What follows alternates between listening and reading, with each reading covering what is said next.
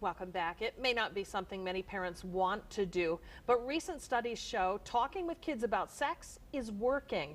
Joining us today to talk about some tips on how to speak with your kids about sex is Barbara Lee. She's an ordained interfaith minister and author of the books Sacred Sex, Replacing the Marriage Ethic with a Sexual Ethic, and Tension in the Tank. Good morning. Good morning. It's good to have you here. Thanks for having me, Kathleen. You shared a couple of really interesting statistics coming out of the CDC. First of all, 90% of sexually active teens today are using contraceptives, and the number of teens having sex is at an all-time low. This seems like good news, right? It's very good news, and it shows that we need to continue having more and more open and realistic conversations with our kids.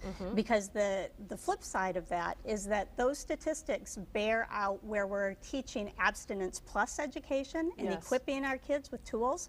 In the places where we're doing abstinence only education, we're actually seeing increasing pregnancy and increasing sexually transmitted diseases. Wow, okay, well you've got some terrific suggestions for talking with our teens about sex. You say move beyond the fear. What do you mean by that?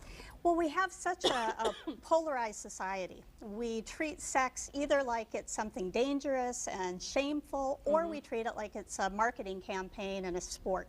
And we need to find that middle ground where we celebrate our sexuality and treat it with moral integrity.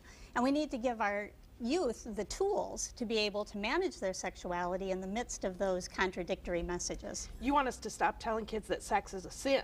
I do. We need Excuse me for coughing. we need to talk about the good value of healthy sexuality. Okay. And next you say talk about sex as much and as often as possible. Absolutely. You know, the average age of exposure to internet pornography now is 11 years old, moving down to 10 years old. Wow. So long before high school, 5th and 6th graders are turning on their computers, their laptops, watching any number of sexual acts, and we need to be able to talk to them about realistic expectations around sex, around their bodies, and around how to respect themselves and not objectify other human beings. In fact, you want honest, candid answers to their questions. Absolutely. If we don't answer those questions, they will find the answers. Yikes. Teens are much wiser, you say, than we often give them credit for. They know more than we think. We do. I think we often worry that if we equip teens with the information that they're seeking, that somehow we give license to indiscriminate sex. The opposite is true. When we treat our kids with trust and respect, then they learn that they can trust themselves, they can take ownership over their own bodies, and they can treat themselves with respect as well as any partners. The problem is there's so much guilt and shame surrounding sex acts and conversation and all of that jazz. You want that gone. Absolutely. We need to get rid of that. The fact is that whether we like the idea or not, our teenagers are engaged in sexual activity. Even though the rates are down, 47% of high schoolers are having sex, 62% of high school seniors. So we need to start looking realistically at the world in which they live and equip them to make healthy sexual choices. In fact, you say something that I think is probably quite controversial. You say provide teens with access to condoms and birth control methods.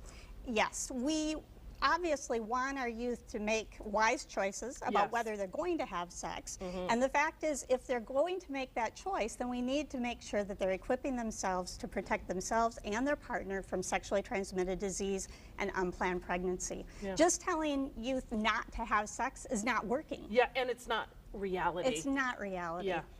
All right, well, if you want to get a hold of the books or find more information on this topic, we've put it all on our website. Go to WZZM13.com under Take 5. Glad to have you here. Thank you for having me. Up next, we're going to give you a peek at a new film shot here in Grand Rapids. Stay with us for that.